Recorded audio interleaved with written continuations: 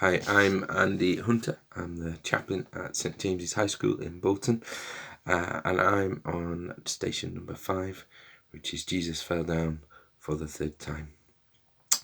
I'm really clumsy, and those people that know me very well can hardly believe how clumsy I actually am. I once walked into a lamppost. I'd seen this shadow ahead of me and thought, I'm bigger than them. I will keep walking and they will eventually move out of my way. So I kept on walking and I hit the lamppost. And it hurt rather a lot. And I learnt 2 things from that experience. That one, lamppost will always come out on top in a fight with me. And the second is that it's important to be humble. Humility is a hard thing to practice. In a world where it's often about what we want, it can be hard to have that wider perspective. And C.S. Lewis, who is a much wiser man than me, once said this: humility is not thinking less of yourself, but instead it's thinking of yourself less. And that really helped me, because for a long time I thought humility was that you weren't meant to have confidence or that you weren't meant to be good at something. But actually it's not how you view yourself, it's what you do with what you've been given, and not letting that become bigger than it's meant to be.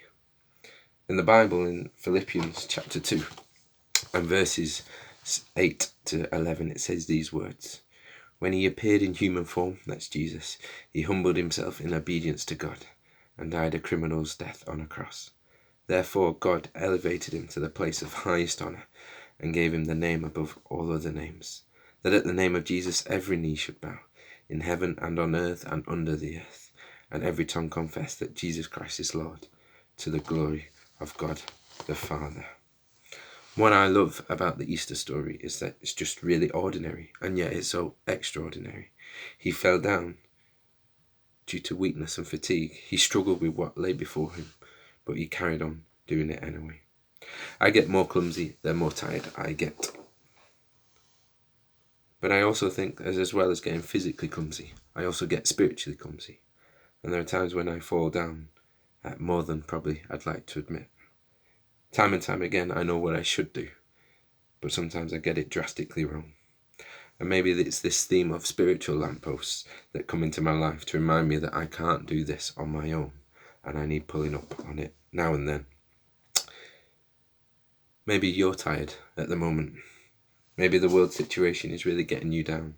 Maybe there's more temptation around than there normally would be, and you're really struggling with that, getting yourself into some damaging cycles. In truth, I'd like to say we'd never stop falling, but that would be a lie. But Jesus never stops forgiving, and there's a lot of truth in that. That is who he is. He became like us, but he did what no one else ever could. Jesus is often described as the light of the world. And so myself would like to give you this challenge.